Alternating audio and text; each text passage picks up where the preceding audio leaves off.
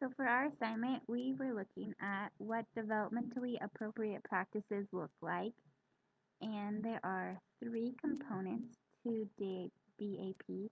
The first is age appropriateness, the second is individual appropriateness, and the third is appropriateness to the social and cultural context of the children's lives.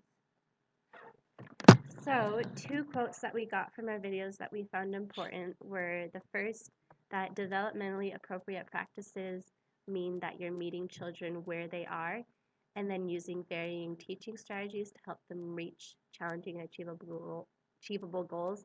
And the second is that children that are joyful, physically, and intellectually engaged in meaningful learning shows that it's a developmentally appropriate practice.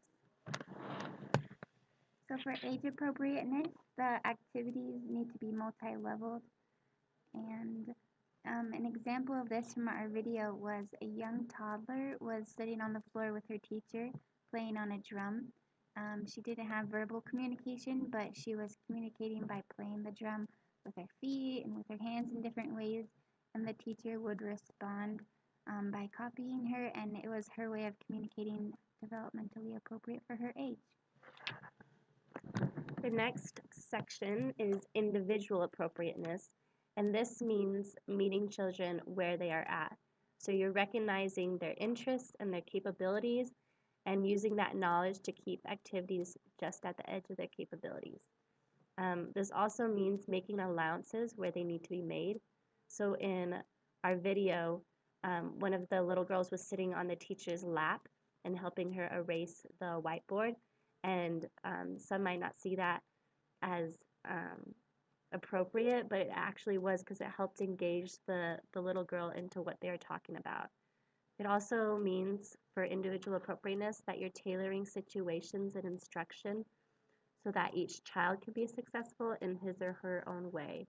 And so in the video, the teacher was talking about blending and would allow each child to say their own ideas, and she was praising all of their ideas.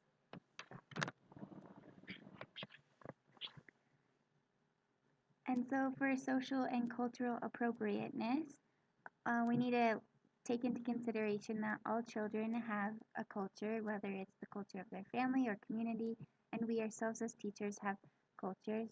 So we need to be curious about the cultures of our students and get to know them and their different cultures, as well as being open to their diverse cultures. We can offer children what nobody else can by paying attention to their individual needs and understanding them and their social and cultural context from which they come from. An example from our video was a child was from another culture and she was invited to sit in the circle for circle time, but she wasn't comfortable with that situation.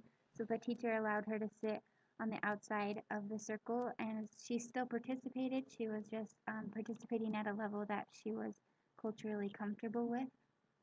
So we as teachers can just take into consideration how we can help our students feel comfortable by getting to know their social and cultural context. And then our reading talked about real life math examples. And so one of those had to do with recognizing and labeling measurable attributes. That was the content area. And children are going to try out various processes and units for measurement and begin to notice different results of one method or another. So what a teacher can do that is developmentally appropriate is use comparing words to model and discuss measuring, such as, this book feels heavier than that block, and I wonder if this block tower is taller than the desk. These are different ways that we have just talked about from our video and reading that you can see what developmentally appropriate practices look like.